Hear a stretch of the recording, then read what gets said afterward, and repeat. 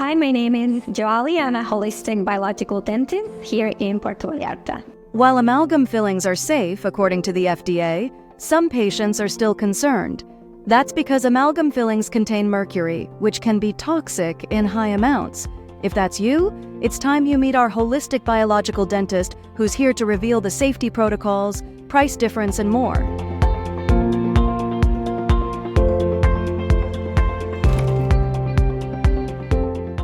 So can you explain to us what a holistic biological dentist does?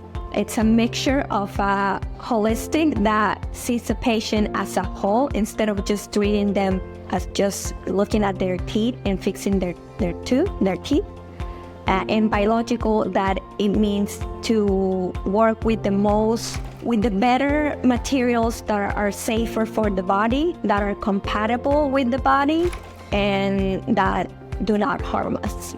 Very good. So, first, can you give us an example? What is the most common procedures that you do? Yes, as a biological dentist, it's not only to put materials in, but also to remove the toxic materials. And one of the most toxic materials that we have in our mouth are amalgams. Amalgams are the silver fillings that half of the composition of that amalgam filling is mercury, and mercury is one of the most toxic heavy metals that there are, and there's no reason for them to be in the mouth, but for some reason they are.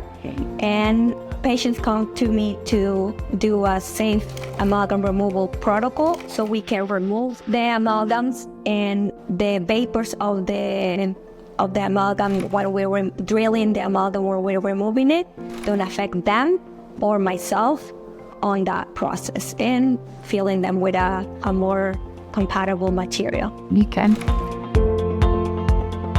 Can you explain a little bit of the process that you do so the wafers don't affect the patient? Yeah, the amalgam removal protocol consists in different steps. To begin with, I give the option to the patients to do some cleanses to have a better outcome of the whole removal. After, here in the clinic, when we're already working, we do a test of the electrical charge of each amalgam to see what's the sequence that we need to do to remove them. Then once we know which one we're gonna remove first, we start with charcoal. The activated charcoal that the patient takes will absorb whatever it's take in the body even though we're doing the whole process and the whole protocol, sometimes some particles do get into the body and the charcoal helps eliminate.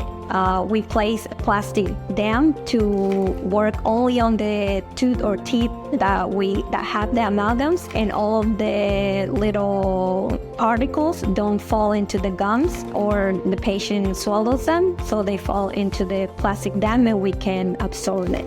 We have a very potent ejector that pulls not only the saliva and water but the vapors as well when we're drilling. I place oxygen on the patient and myself when we're doing the removal so we don't breathe those vapors. So how common is this type of procedures in Mexico for starters? This is very common to be removed. The amalgams, they're usually removed without any precautions. And it's important to know this because heavy metals they're very toxic and they do affect our system. A lot of patients have removed all of their amalgams because they hear that they're bad, but they don't do a special protocol or a safe protocol to do it.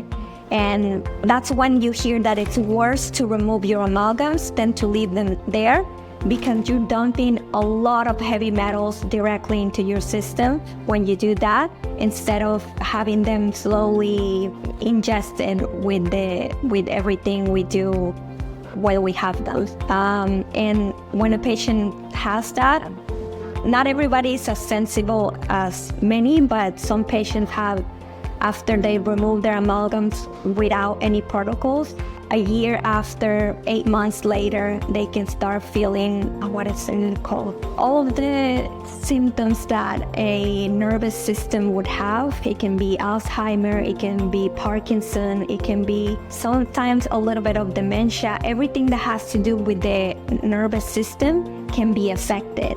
And when they have that a year after they remove the amalgams, they don't even think about it was related to the dental work, but a lot of times it is. And of course, dental amalgams are not the only way that we can get heavy metals, but it's a part of it. The other protocol that I do after the removal is the cleanses of the heavy metals, because yes, we remove all the heavy metals from the mouth. The amalgams have been in the body, and we also have to get rid of that. So the last part of it is to do a heavy metal cleanse to have even better results on the procedures. Okay.